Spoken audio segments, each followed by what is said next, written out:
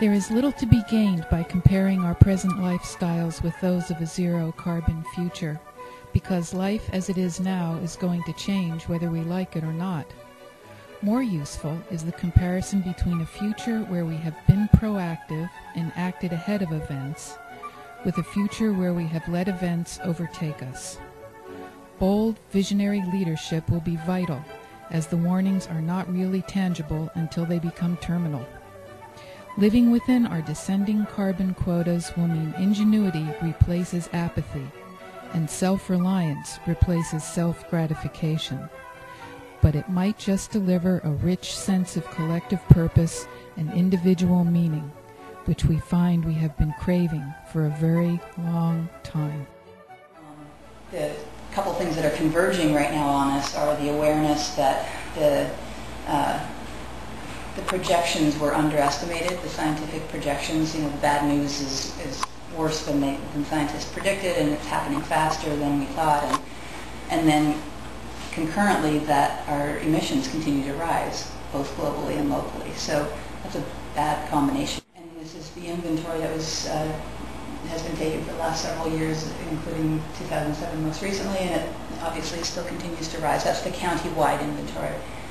Some cities are making progress better than others if you break it down by city, but overall we're still increasing our emissions.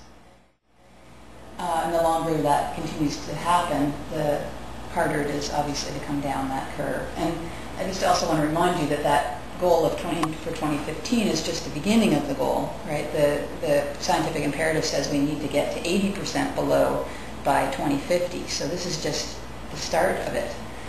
And again, the longer we wait to get started, the harder it's going to be to come down that increasingly steep curve. So the kinds of changes and shifts we need to make are no longer just at the individual level. I mean, individual behavior is going to have to follow or parallel the systemic changes, but so many times, even with the best of intentions, it's hard to make that individual choice, whether it's to get out of your car or to start using renewable energy. I mean, there's only so much you can do at the individual level. And it's really more of a systemic shift. It's something more like the World War II mobilization, a very impressive concerted effort on the part of almost everyone to reduce their consumption. Some really amazing positive things came out of it as well. And the job market really changed dramatically.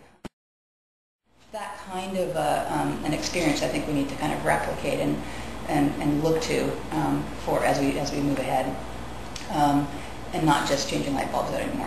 The solutions that were vetted and ended up in the plan met 4 criteria. That they would get us to our target in sufficient time, that the reductions would be rapid and significant, that they'd be cost effective to the extent possible. We put things in there that were just exorbitant and not impossible to pay for. And related to that, there are some financing tools that are suggested in there that help overcome the barrier of financing, which is one of the things that I think is going to make this possible to be actually realized instead of just a theoretical document. All the solutions are under local control, very specifically what our local governments, what our citizens, and what our business leaders could actually make happen. And then lastly, and this is the thing we're testing, is how politically feasible are the solutions in the plan. And that